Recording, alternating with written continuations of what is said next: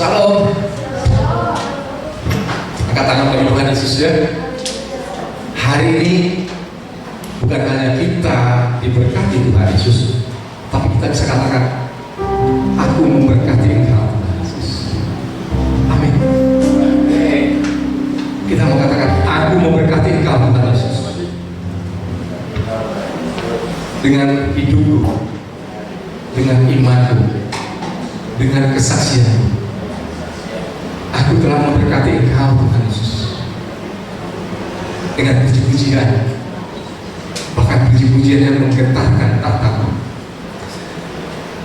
Haleluya. Bisa dengar tadi pujian kita sama-sama dengan pujian malaikat surga. Amin. Sebelum dia menikmati pujian kita, Tuhan Yesus katakan, sebentar malaikat, aku mendengar jemaatku di GBI Weekly Service malam memujiku. Amin. Sampai dia boleh mengalami kita mendekati dia, dia katakan, menyanyilah mereka. Amin. Hari-hari Tuhan Yesus, setiap hari-hari Tuhan Yesus, tapi ada hari-hari yang kudus sekali. Hari Sabat, terlebih hari ini juga adalah hari pencurahan Roh Kudus. Mari kita buka Alkitab kita.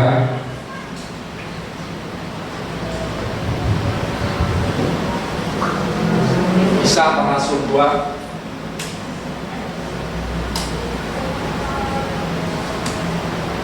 ayat 1 sampai 4. Kisah Para Rasul 2 ayat 1 sampai 4. Hari Pentakosta.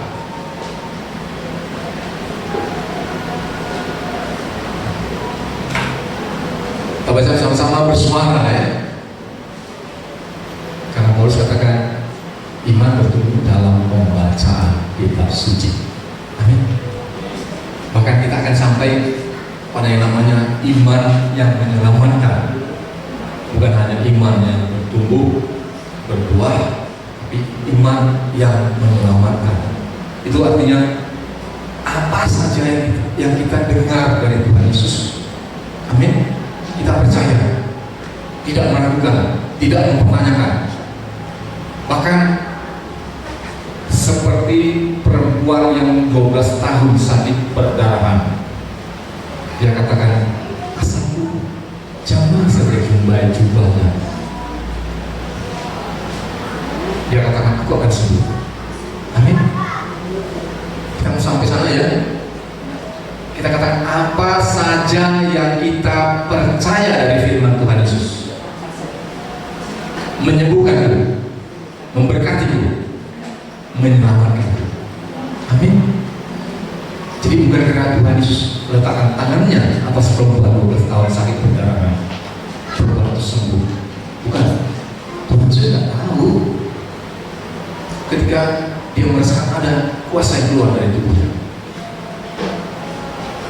Karena perempuan itu percaya, asal jamah saja dia. Amin. Saudara, mungkin kita belum sampai pada pengalaman tentang kebenaran firman, tapi saya mau bagi satu hal.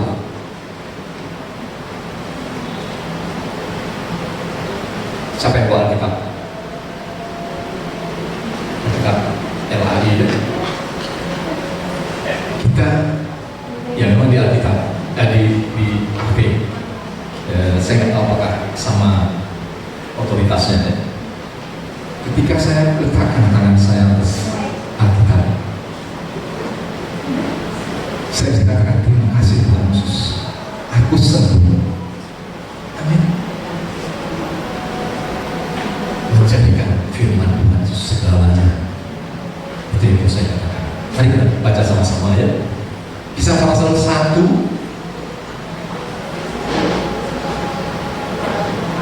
Kisah Para Rasul 2 sorry.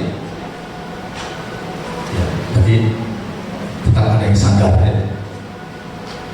Ingat, koreksi. Kisah Para Rasul 2 ayat 1 sampai 4. Sama-sama bersuara dalam nama Tuhan Yesus. Ketika tiba hari Pentakosta, semua orang percaya berkumpul di satu tempat. tiba-tiba turunlah dari langit suatu bunyi seperti tiupan angin keras yang memenuhi seluruh rumah di mana mereka duduk. Ayat 3, dan tampaklah pada mereka lidah-lidah seperti nyala api yang bertebaran dan hingga pada mereka masing-masing. Ayat 4, maka penuhlah mereka dengan Roh Kudus, lalu mereka mulai berkata-kata dalam bahasa-bahasa lain seperti yang diberikan oleh Roh Kudus itu pada mereka untuk mengatakannya. Amin. Kita mau baca ayat 4 sekali lagi ya. Maka penuhlah mereka dengan Roh Kudus, lalu mereka mulai berkata-kata dalam bahasa-bahasa lain seperti yang diberikan oleh Roh Kudus itu pada mereka untuk mengatakannya. Apa itu? Bahasa roh? Ya. Apa itu lebih tegasnya? Semua perkataan Tuhan Yesus.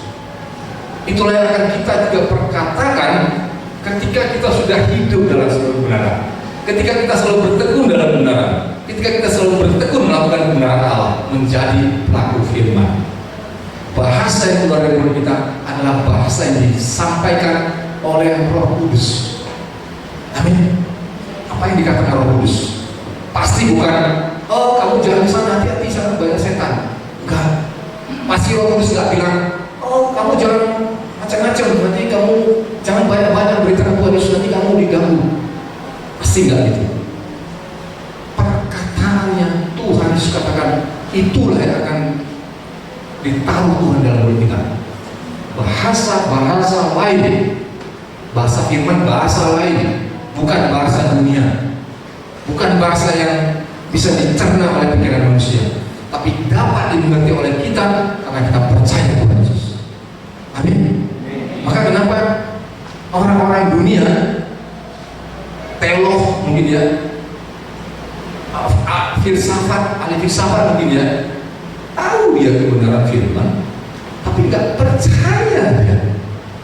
Tahu dia tertulis menurut fakta sejarah, bukan kitab abal-abal loh ya ini ya, bukan karakter, bukan fiksi, bukan kata orang, tapi fakta sejarah yang tertulis dalam macam-macam tulisan, dari macam-macam kitab, dari macam-macam pergamen, sampai kemudian dikanonisasi pada abad keempat. Jadilah Alkitab. Amin. Bukan kata orang, tapi semua tulisan yang diilhamkan oleh Allah dan mengajar kita, memperbaiki kelakuan kita, mengubah kita, menegur kita, bahkan menghajar kita. Firman Kristus supaya kita tetap percaya kepada Yesus. Amin. Mujizat-mujizat masih terjadi. Ya, setelah hari Pentakosta dikatakan murid-murid kemudian memberitakan Injil, berkhotbah. Petrus, 5.000 orang percaya, dibaptis, mereka yang sakit disembuhkan, mereka yang bergumulan, mereka tingkat kuasa gelap dilepaskan, seperti yang Tuhan Yesus percayakan kepada mereka. Amin. Pada hari Pentakosta kenapa dikatakan orang percaya berkumpul di satu tempat, dan di sana juga sedang berkumpul orang-orang Yahudi, termasuk bangsa-bangsa yang beragama Yahudi yang menyembah Allah Abraham, Allah Yakub pada hari itu. Karena itu termasuk salah satu dari 3 hari raya besar orang Yahudi ya. Hari raya 7 minggu namanya. Jadi kenapa mereka kemudian datang ke Bait Allah di Yerusalem untuk berkorban korban, untuk bersukacita, untuk beribadah kepada Allah. Hari ini juga, hari inilah disebut sebagai, hari itulah disebut sebagai hari Pentakosta, hari raya ke-50, hari ke-50. Kita merayakannya juga sebagai hari ke-50 setelah Tuhan Yesus bangkit. Setelah Tuhan Yesus mati ya, hari raya Pentakosta yang kita rayakan itulah sebagai saat hari Tuhan Yesus mencurahkan Roh Kudusnya. Apa gunanya Roh Kudus? Apa yang dikehendaki Allah ketika Dia mencurahkan Roh Kudusnya untuk saudara dan saya?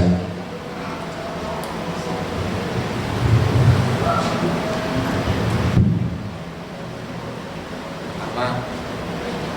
Yang pasti supaya kita hidup dalam kehendaknya.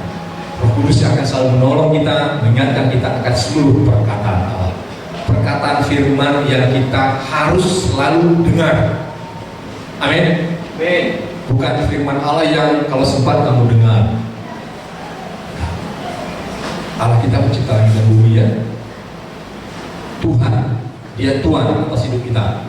Jadi semua perkataannya bagi kita harus kita dengarkan, harus kita percaya, dan itu akan terbukti, itu akan digenapi.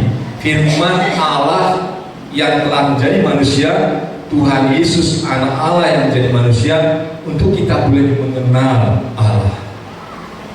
Amin.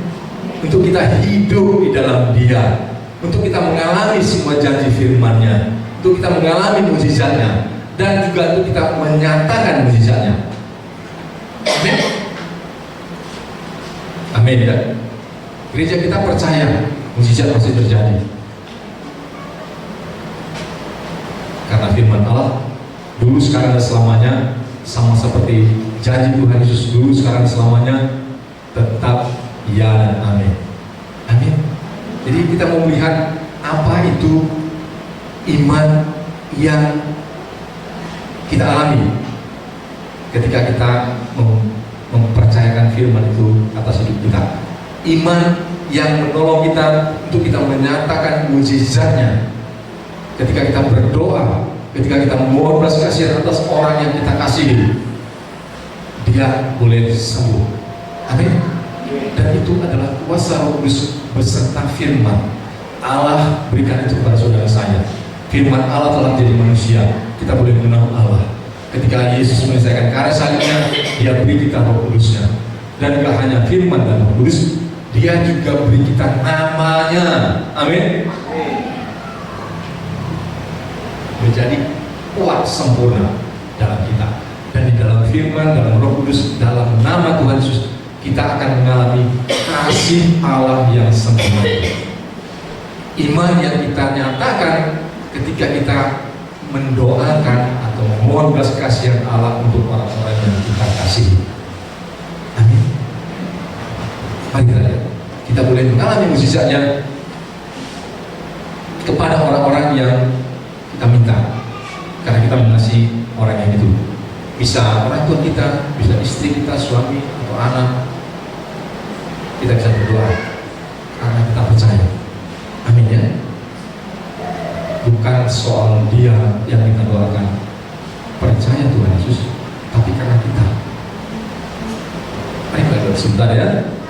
Matius 8 ayat 13. Kita berdoa atau kita memohon pertolongan Allah atas orang yang kita kasih dalam nama Tuhan Yesus. Ketika kita percaya firman itu, kita percaya kuasa Roh Kudus, kita percaya nama Tuhan Yesus, kita akan mengalaminya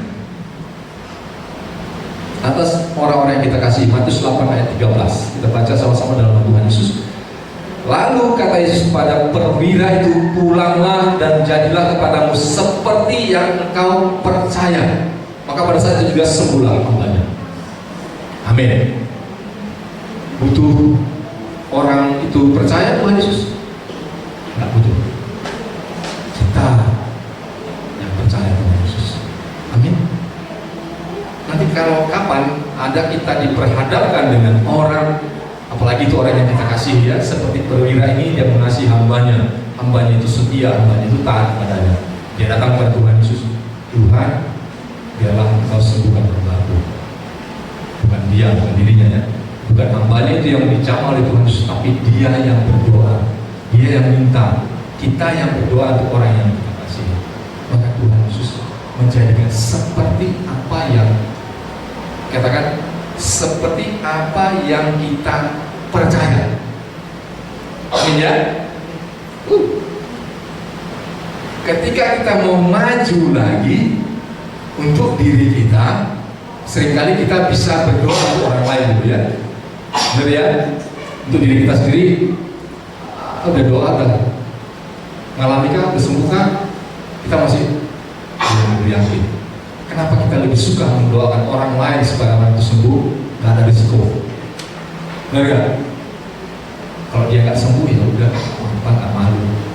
Lihat tuh. Tapi kita belajar bahwa firman itu digenapi ketika kita minta akan belajar melihat, oh orang itu aja sembuh, apalagi saya, kalau saya minta untuk diri saya. Amin. Jadi seperti apa yang kita kehendaki. Amin. Mari kita baca Matius 15 ayat 28. Kita bisa minta untuk diri kita sendiri, dan itu akan terjadi seperti yang kita kehendaki. Ketika kita tetap tinggal dalam firman, ketika kita tetap percaya kuasa Roh Kudus, ketika kita pakai nama Tuhan Yesus. Matius 15 ayat 28. Perempuan Kanaan yang percaya, kita baca ujungnya saja ya, ayat 28. Maka Yesus menjawab dan berkata kepada, hai ibu, besar imanmu, maka jadilah kepadamu seperti yang kau kehendaki. Dan seketika itu juga anaknya sembuh. Anaknya berarti sama seperti dirinya sendiri ya. Amin. Ketika kita mau menyatakan itu, kita melatih iman kita, kita tetap tinggal dalam firman, kita tetap percaya Roh Kudus yang sudah dicurahkan hari ini. Amin. Kita akan melihat mujizat Tuhan sudah nyatakan atas kita, atas anak kita, atas orang-orang yang sangat kita kasih pasti. Itulah iman. Bagaimana iman itu terjadi? Kita harus mengujinya. Bagaimana kita berani menguji iman itu? Karena kita selalu dengar firman. Amin. Kalau kita banyak-banyak, kasih contoh sederhana, kalau kita banyak-banyak lagu dunia, lagu sekuler, maka yang keluar dari mulut kita pasti nyanyian itu saja. Contoh sederhana ya. Kalau kita selalu memuji Tuhan Yesus, kalau kita selalu menyanyikan pujian bagi Tuhan Yesus, maka hati kita pun akan meluapkan pujian itu dari mulut kita. Amin. Saya kasih satu contoh sederhana ketika saya baru bertobat 2003. Dari bangkrut, dari sakit, dari segala macam persoalan, segala macam dosa-kesalahan. Tuhan Yesus mengampuni, Tuhan Yesus sembuhkan. Saya bertekun dalam firman, buat komitmen dengan Tuhan Yesus. Saya akan baca firman Tuhan Yesus mulai dari 1 pasal sehari, 4 pasal sehari, sampai sekarang 30 pasal sehari, dengan puji-pujian, dengan doa, dengan penyembahan. Pujian yang pertama yang saya taruh, yang Tuhan taruh dalam pikiran saya, Tuhan, Kaulah pengharapanku, ku percaya hanya kepadamu, Yesus Allah perlindunganku, Engkau yang selalu ku puji. Tetap itu yang keluar. Jadi kalau ditaruh Tuhan dan pikiran dalam saya untuk memuji Tuhan, apa ya pujiannya? Segera mengalir. Dan itu akan menolong, itu akan terus melatih kita senantiasa memuji Tuhan. Kita memiliki nama Tuhan Yesus yang hebat. Amin. Ketika kita berdoa untuk orang-orang yang kita kasihi, yang tidak ada, yang tidak dekat kita ya, Tuhan Yesus pun sembuhkan. Ketika kita minta belas kasihan Tuhan Yesus, kita berdoa untuk orang yang kita kasih, yang ada dekat dengan kita, Tuhan Yesus sembuhkan. Amin. Jadi seperti apa yang kita percaya, jadi seperti apa yang kita kehendaki. Amin. Cukup? Oh, Tuhan Yesus mau lebih lagi, Pak. Amin. Kalau kita mengalami satu pergumulan, bahkan seperti kita akan lihat perempuan yang sakit perdarahan 12 tahun, sudah pergi kemana-mana, segala tabib, segala minum obat, sampai badannya, perutnya nggak tahan obat, sampai perutnya rusak karena obat, sampai mau makan pun nggak bisa, nggak enak. Dia pasti sudah dengar tentang Tuhan Yesus. Saya percaya dia pasti ada di salah satu tempat di mana Yesus pernah berkhotbah, mengajar. Kalau enggak akan sebegitunya dia percaya. Dia pasti sudah melihat Tuhan Yesus buat mujizat dalam pelayanannya. Ketika Tuhan Yesus dia lihat ada, dikelilingi orang banyak, dia mau bilang, dia malu, karena sakit perkara itu sakit yang najis, bentarnya dia tidak boleh dekat-dekat dengan orang. Kalau orang menyenggol dia yang sakit lelehan namanya, orang yang menyenggol dia najis. Tapi dia percaya, nggak usah Tuhan Yesus pegang aku, asal aku berani dekat aja, asal aku pegang saja dia. Amin. Tuhan Yesus, firman itu, apa yang dia percaya itu, itulah yang kemudian menyembuhkan dia. Tuhan Yesus tahu, tapi setelah dia merasakan ada kuasa, dikatakan, yang mengalir, yang keluar dari tubuhnya. Semua hal tentang Tuhan Yesus berkuasa. Bahkan jubahnya pun, kasutnya pun berkuasa. Amin. Tapi itu ketika ada dengan Tuhan Yesus ya, ada gereja yang simpan bukan Tuhan Yesus punya ya, relik namanya, atribut-atribut ya, seperti tulangnya orang kudus, seperti giginya orang kudus, disimpan. Oh, ini suci, ini menjadikan idol. Bukan itu. Segala sesuatu yang dari Tuhan Yesus itu ajaib. Amin. Segala hal yang dimiliki oleh Tuhan Yesus itu ya dan amin. Semua perkataan firman Tuhan Yesus itu ya dan amin. Ketika kita percaya, sama seperti perempuan yang sakit perdarahan, gak usah Tuhan Yesus doa untuk dia tumpang tangan, asal dia saja pegang, dia sembuh. Amin. Tuhan Yesus menyatakan itu sebagai iman yang menyelamatkan. Amin. Karena ada waktu saudara saya tidak bisa merasakan hadirat Tuhan Yesus ya. Ada apa sih? Ketika kita dalam kesesakan atau ketika kita baru berbuat dosa, kita mau datang mohon pengampunan, lama kita atau sulit bagi kita untuk mengalami lagi hadirat Tuhan Yesus. Benar ya? Tapi kita mau belajar percaya firman Tuhan.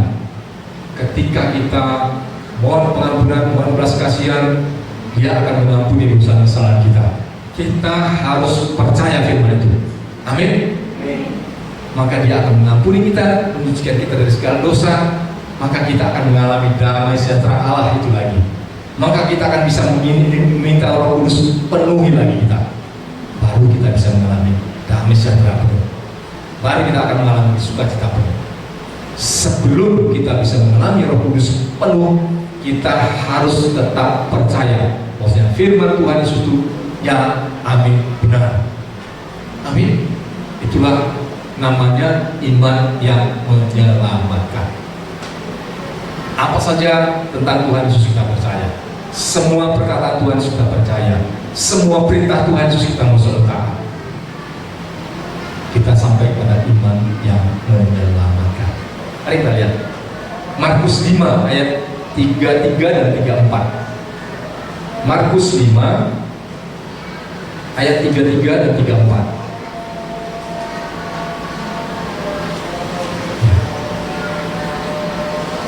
Yesus membangkitkan anak Jairus dan menyembuhkan seorang perempuan yang sakit pendarahan. Ayat 33 ya. Nanti di rumah bisa baca satu perikopnya.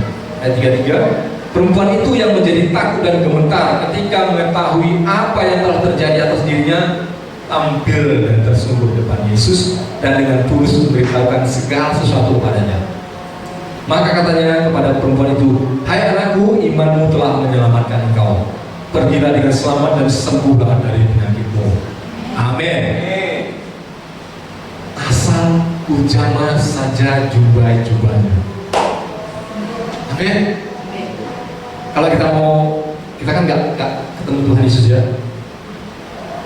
Kita kan nggak bisa seperti zaman dulu, zaman kasih saat Tuhan sudah datang ke dunia menjadi manusia. Tapi asal ku percaya saja firman-Mu. Amin. Asal ku pegang saja firman-Mu. Bahkan secara harfiah, asal ku pegang saja Alkitab Tuhan Yesus.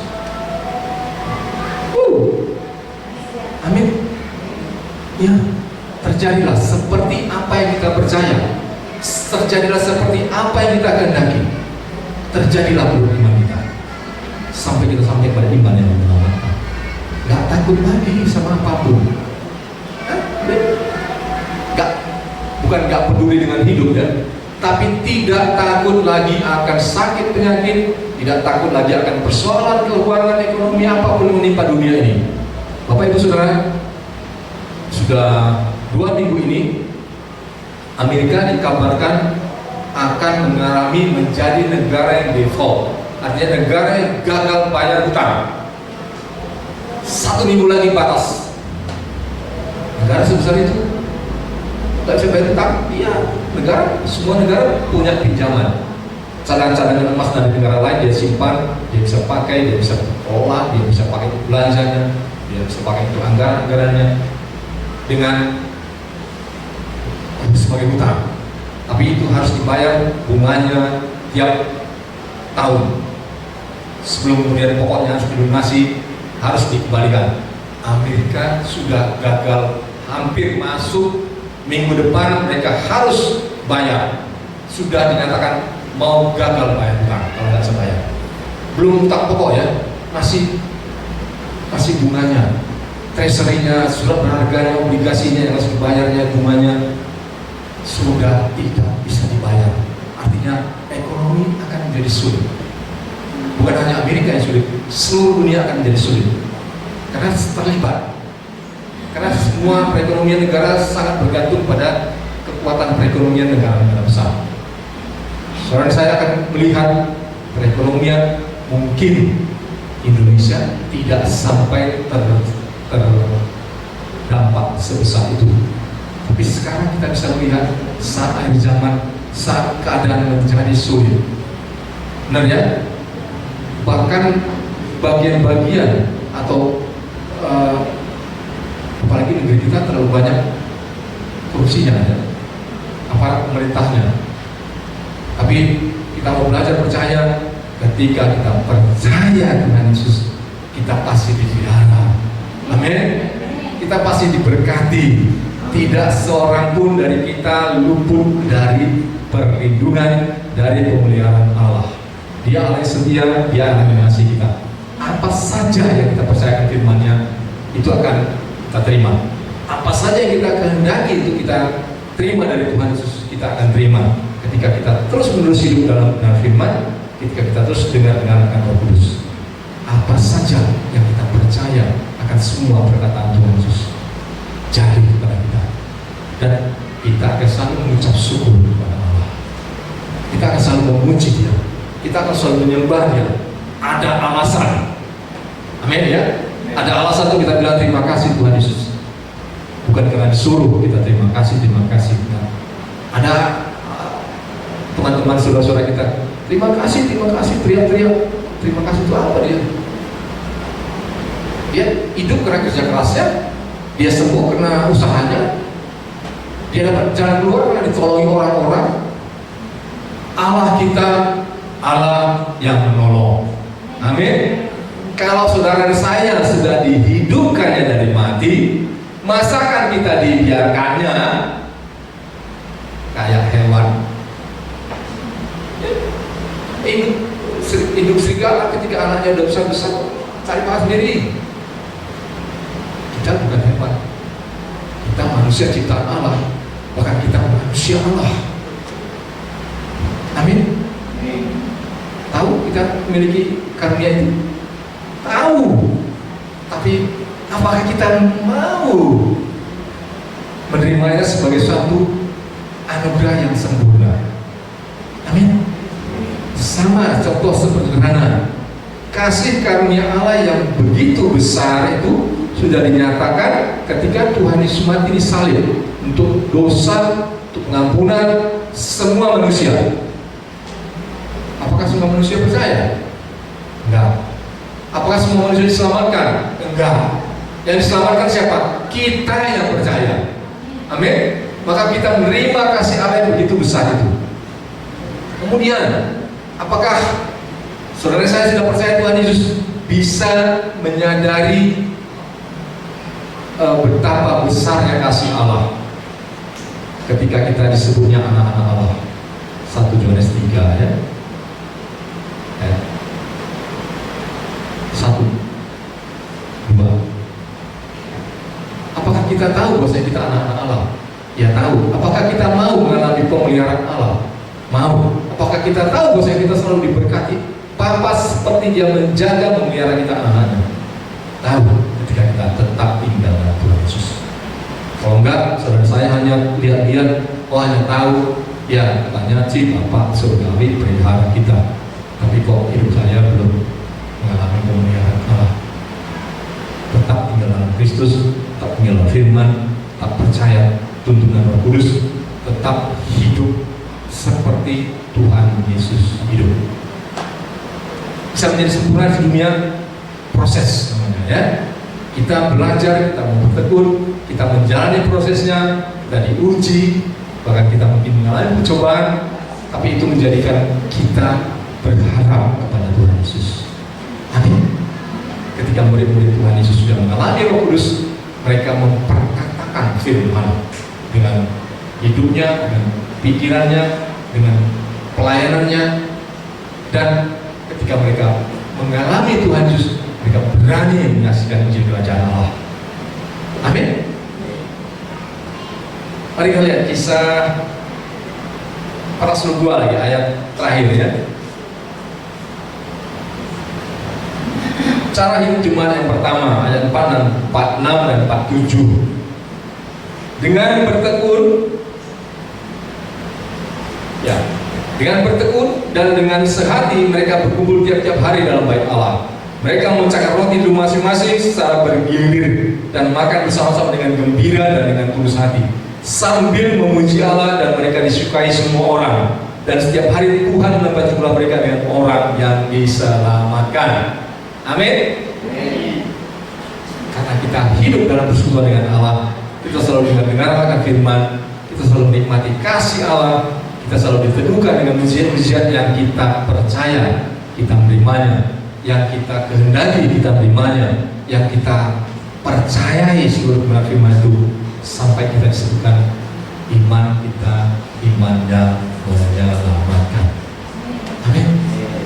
Tuhan gak perlu orang-orang yang pandai-pandai puji. Tuhan gak perlu orang-orang yang cuma datang-datang beribadah. Tuhan perlu kita yang selalu rindu akan Dia, beribadah, bersekutu, memuji dan memuliakan Bapa kita di surga. Tuhan selalu mau memberkati kita dengan firman-Nya. Amin. Dia meteraikan firman dengan Roh Kudus-Nya yang mengingatkan kita, mengajar kita, bahkan Roh Kudus bekerja dalam setiap kita melakukan apa yang Allah kehendaki, karena kita mengasihi Tuhan. Amin. Dan firman Roh Kudus itu menjadi kuasa yang sempurna dalam kita ketika kita menyatakan dalam nama Tuhan Yesus. Amin. Tuhan berkati kita. Amin. Siapa yang sakit? Ada yang sakit?